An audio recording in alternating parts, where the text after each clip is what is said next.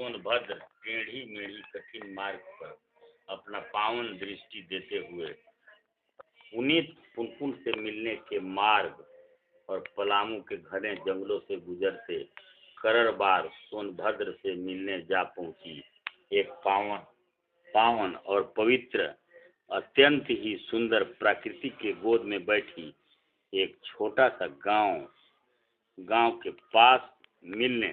जी हाँ, वही गांव आज भी है जो कोयरीडीह के नाम से जाना जाता है। यह ग्राम सोनभद्र के पूरब किनारे पलामू और बिहार के विभक्त करते उत्तर पश्चिम में छोटी सी बस्ती प्राकृतिक के गोद में बसी है। इस ग्राम के पश्चिम में सोनभद्र नदी, पूरब में ग्राम ठेंगो थाना नंबर 90, उत्तर में बाघाडाबर थाना नंबर 89, दक्षिण में पलामू जिला के बॉर्डर का मशहूर ग्राम दंगवार बसा है। उल्लेखनीय है कि यह ग्राम मुख्य रूप से कुशवाहा बाहुल्य होने के कारण ही वर्ष 1919 के सर्वे में ग्राम ठेंगो का टोला नामित किया गया होगा।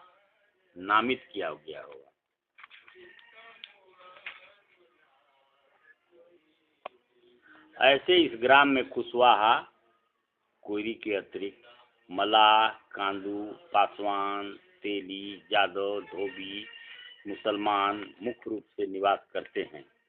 इस गांव की आबादी बहुत ही कम थी जब सर्वे हुआ था। तत्कालीन कुछ बुजुर्ग के नाम इस तरह हैं: रामध्यान महतो, रामधनी महतो, रामदेनी महतो, रामबरन महतो, रामेश्वर महतो, डोमा महतो, दुखन महतो, टहलू महतो, रामलगन महतो, खेलावन महतो, अलियार महतो, रूपन महतो, गोपाल महतो, भगोड़ा महतो, गाजा, गोबरी, पाचू महतो, मुखदेव महतो, करीमन महतो मुख्य रूप से कुशवाहा परिवार में थे। मलाह परिवार में बेचन चौधरी, डोमा चौधरी, लोचन चौधरी, दुखित चौधरी, रामदेनी चौधरी, मौजी चौधरी, सखी चौधरी, हरि चौधरी, जाफर चौधरी मुख्य निवासी थे। कांदू परिवार में फागू साव, गुलाब साव एवं पासवान में नन्हक, मट्टर, जनकधारी, तिलकधारी का नाम आता है। तेली साव में जूठन साव, अकलू साव, जादव में सोहराई जादव सिर्फ एक ही परिवार थे। धोबी परिवार में घूरा बैठा, गनौरी बैठा एवं भाली बैठा एवं मुसलमान परिवार में गमरली मियाँ, वजीर मियाँ, भिखारी मियाँ का नाम आता है। उल्लेखनीय है यह ग्राम सिर्फ पिछड़ी जाति का गांव है। घूरा बैठा रामबरन महतो बताते हैं कि गांव में सभी लोगों में काफी मिल्लत है। किसी भी समुदाय के शादी, ब्याह, पर्व, त्योहार, छठ, दशहरा, ईद, बकरीद हो, सभी लोग आपस में मिलजुल कर त्योहार मनाते हैं।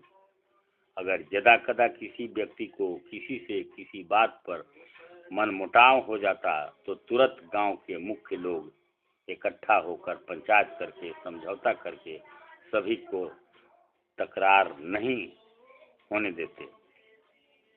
एक बात डोमा महतो बताते हैं कि इस गांव में स्कूली शिक्षा प्राप्त कोई व्यक्ति नहीं है।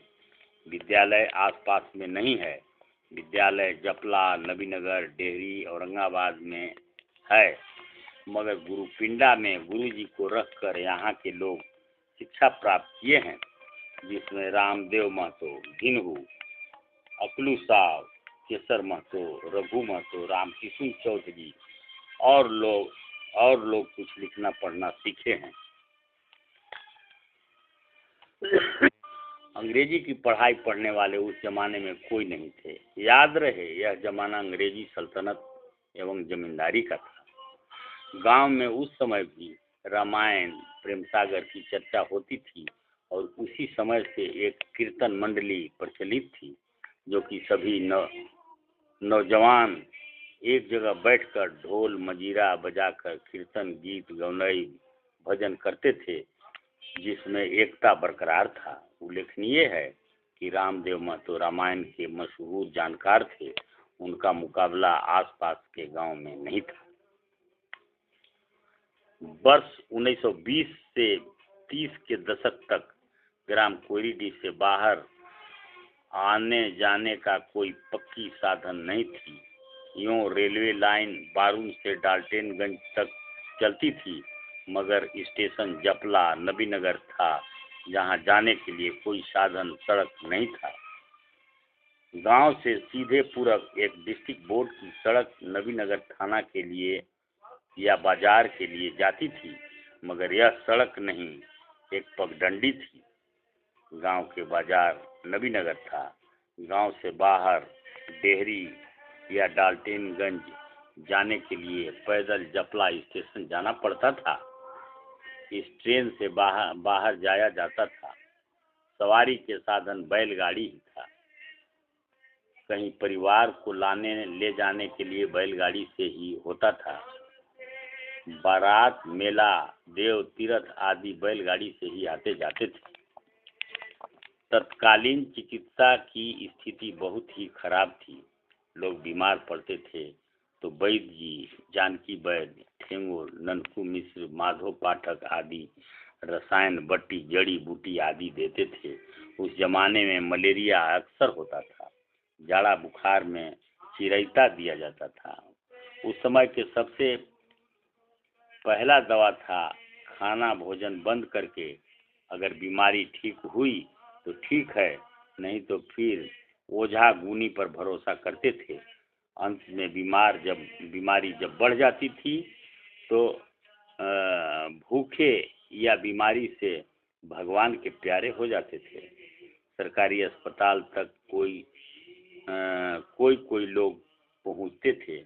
हैजा, चेचक, प्लेग की बीमारी में तो गांव के गांव लोग उजड़ जाते थे। गांव में गरीबी अधिक थी। किसान जिनको खेती थी वे खुशी नहीं थे। आर्थिक स्थिति बहुत ही खराब थी, क्योंकि अंग्रेजी सल्तनत तथा जमींदारी के कारण किसान अत्यंत ही दबे कुचले थे।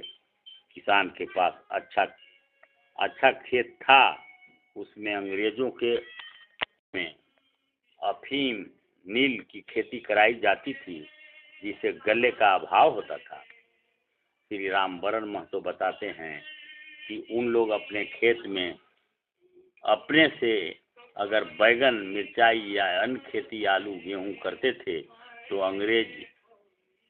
अंग्रेज मुलाजिम आकर सीधे हंटर से खबर लेता था। अफीम के खेती से किसान अफीम निकालकर 15 दिन पर उस अफीम को दाऊदनगर मुख्यालय में पैदल कड़ाही में लेकर जाते थे और वहां से बदले में कुछ नगद, बाकी कुछ कपड़े के टुकड़े, रंगुनिया चावल और कुछ जरूरत के सामान जो विदेशों से आता था वही मिलता था। उल्लेखनीय है, उस जमाने में मिट्टी का तेल, सलाई आदि इन देहातों तक नहीं पहुंचता था। लोग दिया जलाते थे और आग जलाकर इंजोरा करके रहते थे। जमींदारों की जमींदारी की धांधली के बारे में पुराने लोग बताते हैं कि जो सर्वे से रईसी जमीन था उसमें अंग्रेज खेती कराते थे और अंग्रेज के दलाल जमींदार लोग के जमीन से बकास कहते हैं और गैर मजूरुआ था। उसमें बटाई खेती जमींदार की होती थी। मालूम हो कि जब खेती, धान, गेहूं तैयार होता था तब जमींदार के मुलाजिम खेत पर आकर पैदा का अंदाज लगाकर आदेश जारी करता था कि अमुक खेती में 20 मन पैदा होगा, जिसमें 10 मन मालिक को पहुंचा दो। उल्लेखनीय है कि अगर मुंशी पटवारी को खुशामद में घी या बकरा नहीं दिए तो जहां 10 मन पैदा होगा वहां 20 मन बताकर कह देगा कि 10 मन पहुंचा देना। अब तो 10 मन पैदा ही हुआ है, तो मालिक को पहुंचा देना था, नहीं तो आर्थिक दंड अलग से। खेत के मालगुजारी जमींदार के द्वारा वसूल किया जाता था। अगर समय पर मालगुजारी नहीं दिया तो खेत नीलाम कर लेता था और किसान को घर बेघर हो जाता था। यही थी उस समय की व्यवस्था। कोयरीडीह में भी रामबरन महतो, डोमा महतो बताते हैं कि हम लोग का जमीन नीलाम हो गया था, उन लोग खेत नीलाम हो गया था। जमींदार के मुंशी पटवारी घूमते थे। अगर किसी के बकरी के बच्चा खसी हुआ या गाय भैंस दूध देती है तो जमींदार खसी या घी मंगवा लेता, बदले में पैसा नहीं देता। थी गुलामी। किसानों से या मजदूरों से बेगारी लेना भी आम बात थी। डोमा महतो बताते हैं कि यहाँ के जमींदार कुमार देवी प्रसाद सनौरा स्टेट की कचहरी पहलाद बिहार में था। उनका जीरात खेती होती थी, जिसमें अगल बगल के किसान से पहले हराई लेते थे और अपना सब खेती करा लेते थे, तो किसान अपना खेती करते थे। अगर कोई नहीं बेगारी दिया तो जमींदार उसकी पिटाई करते थे। बताते हैं कि जमींदारों को अंग्रेजी सरकार से किसी को 2 और किसी को 3 खून माफ था, यानी वे कभी भी किसी को खून कर सकते थे और सरकार माफ कर देती। कुछ जमींदार माली राजा के भी था, जमींदारी था। वहाँ के राजा अवधेश्वर प्रकाश नारायण सिंह के पिता जमींदार थे। माली गांव में आसपास के लोग बताते हैं कि वहाँ किला के बगल में रोड पर एक महल बना हुआ था, जो आज भी देखा जा सकता है।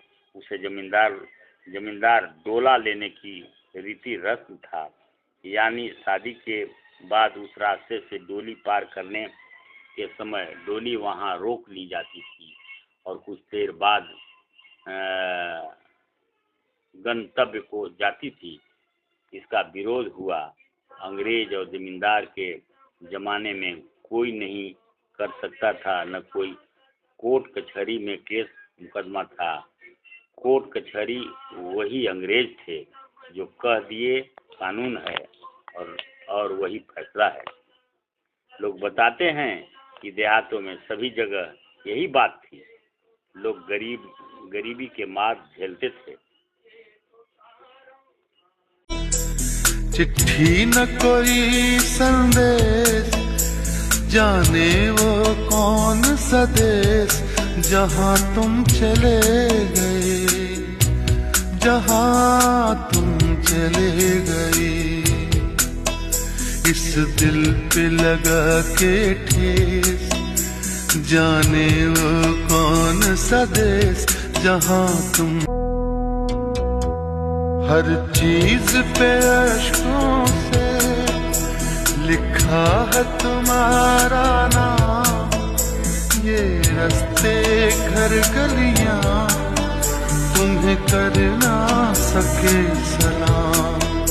हाय दिल में रह गई बात, जल्दी से छुड़ा कर हाथ, कहाँ तुम चले गए। चिट्ठी न कोई संदेश, जाने वो कौन सा देश, जहाँ तुम चले गए।